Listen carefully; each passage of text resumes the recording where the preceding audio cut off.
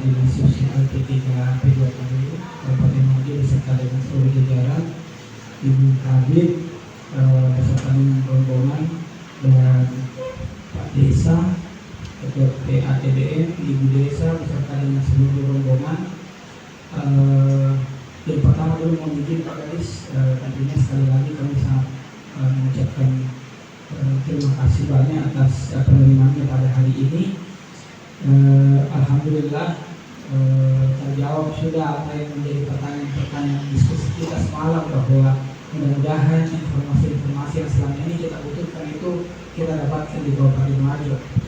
Dan mendengarkan tadi penjelasan dari Bapak Kepala Dinas, kemudian tambahan dari Kepala Bidang, dan ternyata memang bukan lagi MOU, tapi di sini sudah ada peraturannya.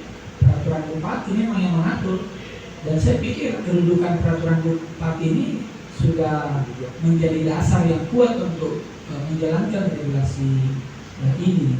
Dan itu mungkin yang akan menjadi catatan bagi kami, tentunya dari jajaran pemerintah kecamatan, termasuk izin Ibu Kepala Dinas yang mewakili DP 3 P2KW Kabupaten Singgahi, bahwa memang kuat di dukungan pemerintah daerahnya dalam hal ini. Mohon izin Bapak Kepala Daerah, Bapak Bupati dan Wakil Bupati Kabupaten Majo untuk mengkonsolidasikan ini secara kabupaten.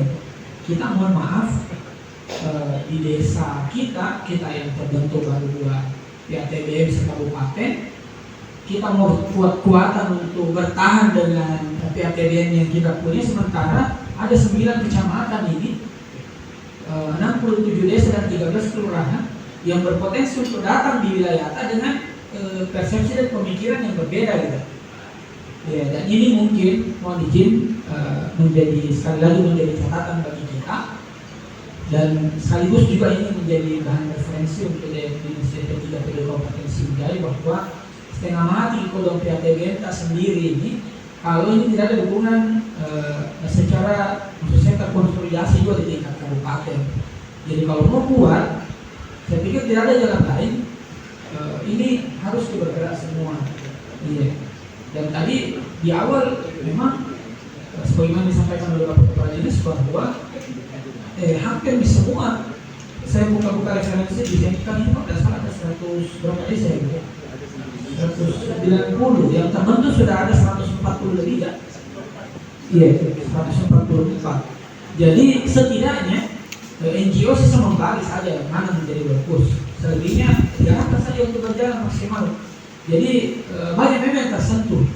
Kalau kita setengah mati PATBM menjelaskan, datang lagi dari kecamatan lain, datang lagi dari desa yang lain. Kita butuh menguras tenaga yang lebih lah untuk menjelaskan lagi bahwa ini seperti ini. Hanya nak cewek aja atau orang Pak Desa, Pak Ketua PATBM langsung bisa saja terima karena tujuan untuk datang di sini karena mau diterima gitu kan.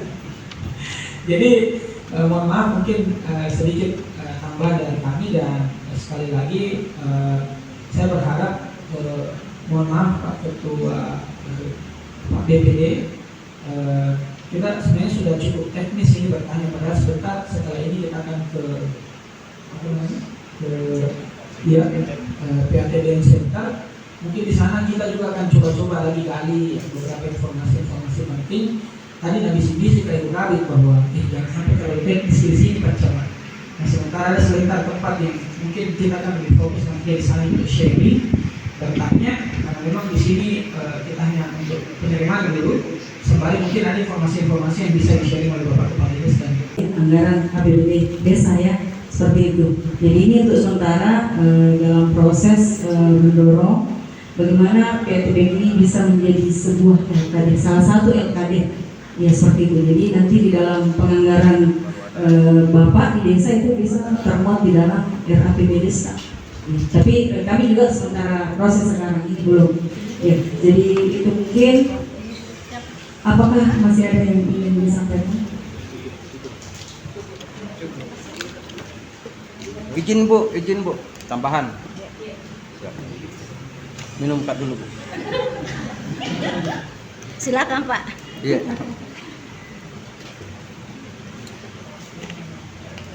izin Pak Kadis Ibu Kabit tanpa mic, dosa.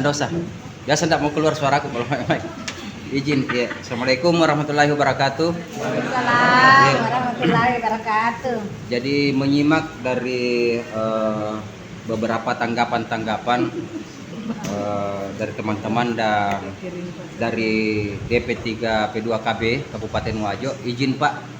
Dan saya mau tanyakan di sini terkait lembaga NGO.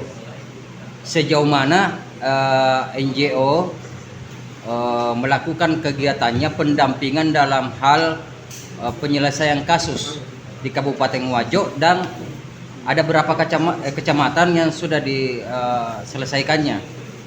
Apakah ada kendala di DP3A P2KB terkait kemitraan di NGO itu Pak? Izin.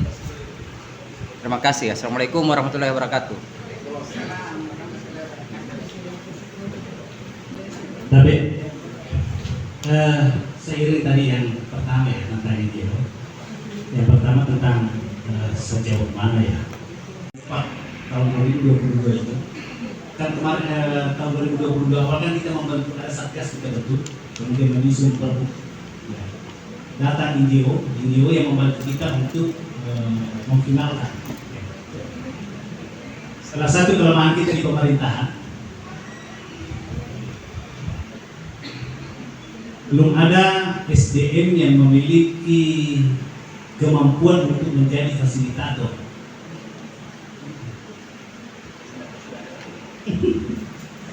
Kalau saya belum, saya sendiri belum punya kemampuan fasilitator dalam ini, dan termasuk NGO ini yang memfasilitasi.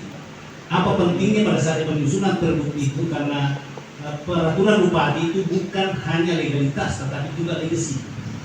Artinya walaupun menjadi sebuah peraturan bupati, tetapi kalau tidak ada legasi dari para stakeholder, ya, itu akan sulit terterapkan. Nah, pada saat pergub ini dibuat, semua OPD diundang, termasuk perwakilan kepala desa semua diundang, dan mereka diangkat kira-kira apa yang bisa dilakukan dan apa yang bisa dilakukan, termasuk cabai, termasuk itu terakumulasi, digabung menjadi sebuah pergub. Jadi di sini pergub itu, di sini apa yang dilakukan, di sini apa dilakukan, Pak Desa apa dilakukan, ini apa dilakukan, menjadi sebuah itu. Kemudian lebih lanjut tentang peran NGO dalam kegiatan. Kalau yang dari tentang ini tadi, Save the Children dengan kerjasama dengan Yayasan Wajo sempat juga memfasilitasi penyusunan IRAD. Tetapi pada saat penyusunan IRAD itu yang hadir sebagai stakeholder tidak kita. Saya pun waktu itu hadir sebagai peserta. Sebagai peserta ada keterbukaan dan kita juga siap menerima. Coba bayangkan, NGO-nya di depan, banyak stakeholder. Saya selaku kepala dinas rela duduk sebagai peserta. Dan itu sulit terjadi, artinya tidak semua harus coba ini. Sumber daya yang ada di wilayahnya, maka itu akan diteruskan ke UPTD PPA. Ya, jadi kami punya unit pelaksanaan teknis daerah perlindungan perempuan dan anak. Di sana di dalamnya ada dengan layanan pengaduan, pendampingan, ya, kemudian fasilitasi untuk layanan yang dibutuhkan ke mitra-mitra layanan lainnya. Dalam hal ini mungkin butuh bantuan hukum, dan layanan kesehatan, dan kemudian layanan pendidikan. Seperti itu, mereka melakukan pendampingan sampai di situ. Ada yang mau disampaikan dari PPA?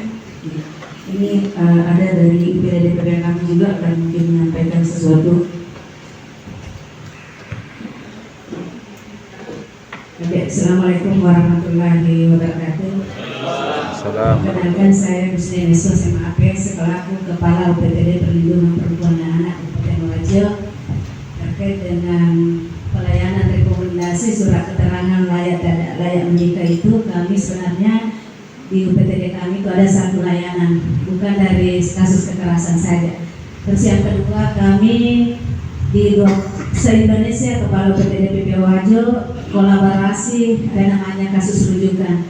Seperti kemarin ada kasus dari Bone, dia merujuk ke saya, itu kita selesaikan terkait dengan PPKS tindak pidana pemaksaan perkawinan. Alhamdulillah kemarin itu kita selesaikan bersama dengan unit PPA Polres, Bupati desanya dari Bone dengan UPT DPA-nya Bone. Alhamdulillah anak itu tidak jadi diberikan. Jadi kita ada kerjasama, ada kolaborasi, koordinasi dengan se-Indonesia lah. Maksudnya di mana ada kasus kita ada tetap koordinasi secara bersama-sama. Hari ini dengan bersama-sama mengucapkan hamdalah. Wabillahi taufiq wal hidayah. Wassalamualaikum warahmatullahi wabarakatuh.